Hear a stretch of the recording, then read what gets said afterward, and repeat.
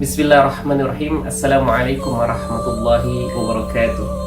Alhamdulillahirrabbilalamin. Allahumma salli ala Sayyidina Muhammad, amma ba'du.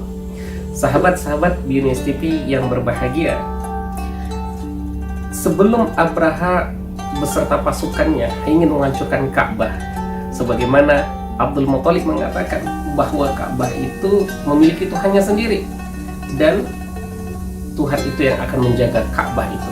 Allah yang akan menjaga Ka'bah itu. Maka apa yang dilakukan oleh Abdul Muthalib beserta masyarakat pada saat itu? Maka masyarakat Quraisy yang dipimpin oleh Abdul Muthalib, mereka pun memilih untuk meninggalkan lokasi Mekah, daerah sekitaran Ka'bah, dan mereka berlindung di celah-celah bukit. Mereka berangkat ke situ dan hanya memantau, ingin menghadang Abraha. Kekuatan mereka jauh di bawah kekuatan dari pasukan Abraha. Tapi ada satu keyakinan bahwa tidak mungkin Tuhan akan membiarkan orang-orang tersebut menghancurkan dan melecehkan kesucian dari tanah suci yang memang dari dulu sudah diyakini kemuliaannya. Sahabat-sahabat BioNews TV yang dimuliakan Allah Subhanahu wa Ta'ala, ketika selesai Abraha dilantakkan oleh Allah Subhanahu wa Ta'ala melalui burung yang datang secara berbondong-bondong tersebut, ternyata peristiwa itu terjadi pada bulan Muharram tahun 571 Masehi. Ada yang mengatakan sekitar 50 hari sebelum kelahiran Rasulullah SAW, tapi mayoritas mengatakan sekitar 55 hari sebelum kelahiran Nabi Muhammad SAW.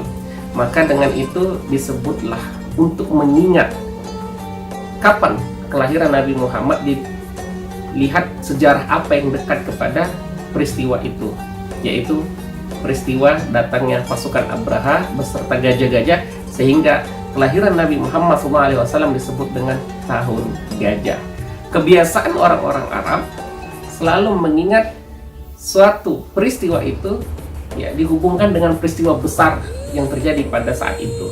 Seperti misalnya Rasulullah SAW berangkat Isra dan Mi'raj selalu diidentikan dengan Amul Husni, yaitu tahun kesedihan, karena pada tahun itu wafat paman tercintanya Abu Talib dan istri tercintanya yaitu Khadijah. Dan ketika terjadi banjir besar, orang-orang Arab pasti mengatakan bahwa si Anu lahir ketika Amul Faydan, yaitu tahun dimana terjadinya banjir besar. Begitulah kebiasaan. Jadi hingga hari ini dikatakan Rasulullah SAW lahir yaitu pada tahun gajah. Saudara-saudara yang dimuliakan Allah Subhanahu wa Ta'ala, ada hal menarik yang bisa kita tarik dari sejarah yang luar biasa ini. Yang pertama, ternyata ketika terjadi penaklukan kota Mekah yang diinisiasi oleh Abraha, pada saat itu ada kekuatan besar juga, yaitu kekuatan Persia yang memantau apakah Abraha berhasil.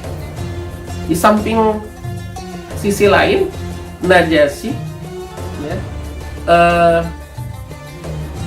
yang menguasai dari daerah Habasyah pada saat itu pun memantau apakah berhasil Abraha. Dan mata dunia pada saat itu juga tertuju apakah Abraha sukses dengan misinya itu. Namun di luar dugaan, kekuatan yang begitu besar dan tangguh dibangun oleh Abraha semua hancur lebur, tidak tersisa. Dan ini menunjukkan kemuliaan dari tanah haram atau kota Mekah. Selain daripada kota Mekah, ada lokasi yang memiliki kemuliaan, yaitu Baitul Maqdis, ya, kiblat pertama bagi kaum muslimin. Namun agama lain atau keyakinan lain mampu menguasainya. Pada tahun 587 sebelum Masehi, Nabukadnezar telah menguasai Baitul Maqdis, ya, yang sekarang ini terletak di daerah Palestina. Kemudian pada tahun 70 Masehi, Romawi juga mampu menguasai dan menduduki Baitul Maqdis, padahal itu kota suci, dan Allah biarkan. Sedangkan tanah haram dari dulu sampai hari ini tidak ada agama apapun yang mampu menguasai dan menduduki. Nasrani tidak ada, Yahudi tidak ada, tidak ada. Bahkan uniknya, orang-orang sekitaran Mekah atau penduduk dunia mengatakan pada saat itu penduduk Mekah adalah penduduk muslimin, meskipun penduduknya adalah penduduk musyrikin. Ya, mayoritas mereka menyembah dari berhala. Di sisi lain, meskipun mereka meyakini ada kekuatan peran dalam penciptaan, yaitu Allah Subhanahu wa Ta'ala, tapi mereka berlaku musyrik. Saudara-saudara sahabat Binus TV yang dimuliakan Allah Subhanahu wa Ta'ala, ini merupakan sinyal bahwasanya kota Mekah bukan kota sembarangan, karena tidak ada yang diberikan izin oleh Allah untuk mendudukinya, untuk menguasainya.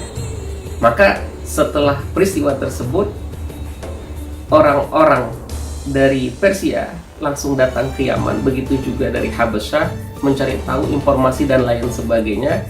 Dan ternyata disinilah dari dulu orang-orang sudah bersekutu untuk melirik ataupun mencari kelemahan bagi peradaban Islam. Mereka ingin menguasai, menduduki. Jadi memang sudah dari dulu. Sahabat-sahabat Binus TV yang dimuliakan Allah Subhanahu wa Ta'ala. Dan ini merupakan sinyal bahwasanya kota yang dilindungi itu pasti akan ada sesuatu yang besar terlahir daripadanya.